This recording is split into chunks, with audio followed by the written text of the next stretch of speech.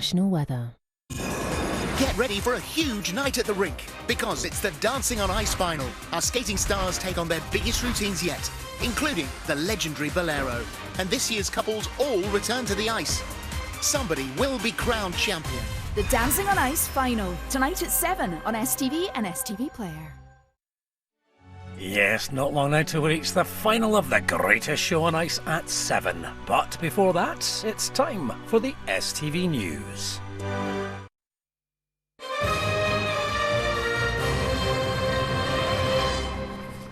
Good evening. Scotland could be facing a tsunami of long COVID cases, with many of those suffering at risk of being left behind. That's the claim from Scottish Labour, who say the Scottish Government aren't moving as fast as other parts of the UK to set up specialist treatment services, despite soaring cases here. Around 190,000 Scots are dealing with the long-term effects of the virus, as Ivana Holland reports.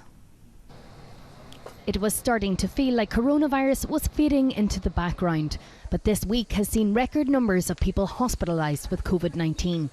For those who contracted the virus at the beginning of the pandemic and are still feeling the effects, they believe not enough is being done to support those still suffering. We're nearly 2 years down the line, and that's still the excuse that's been used, that it's new. And really it's not new anymore. You know, there's over 50,000 people on the long COVID support group, and the numbers are going up. The symptoms that people are having are really quite worrying symptoms, you know, a lot of cardiac symptoms and respiratory symptoms, and they're just not getting investigated because they're putting it under the umbrella of long COVID and it'll go away. Scottish Labour is criticising the Scottish Government, saying it needs to spend the £10 million allocated to help long COVID sufferers announced last September. They want to see the introduction of specialist centres and clinical pathways like in England and Wales. Health spokesperson Jackie Bailey says there's no choice between treating current cases and those who've been affected over the last 2 years. It is not a choice between one or the other. You need to deal with, the people presenting with long COVID just now.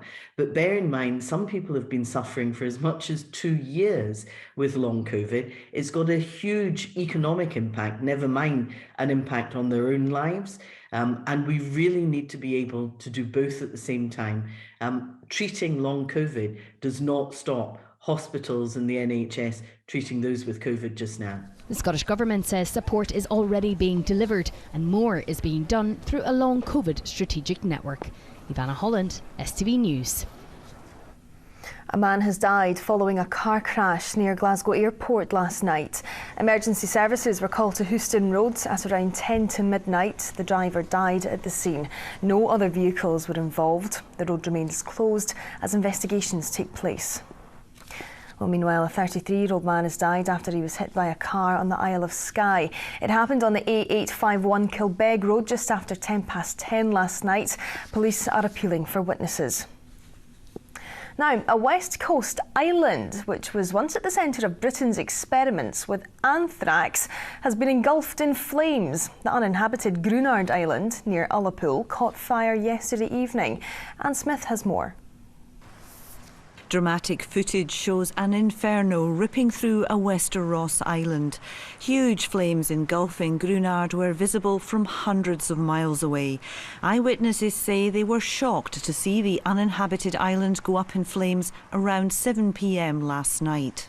It was apocalyptic coming across to it, like hellfire, you can almost say. It was very shocking, especially when we actually got closer and we parked up.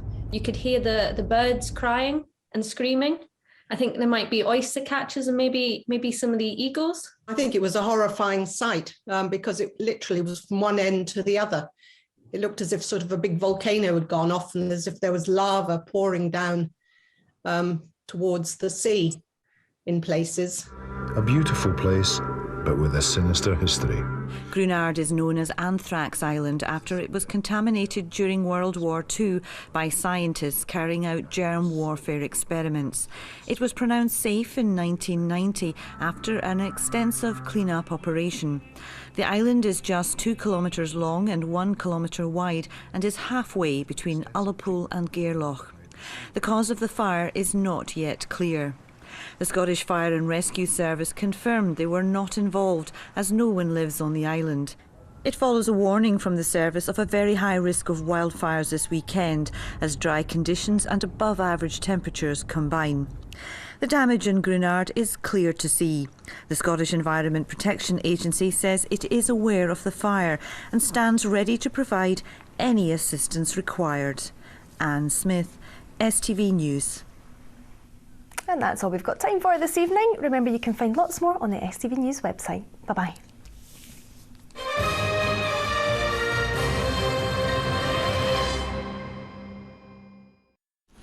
The outlook for the day is calm.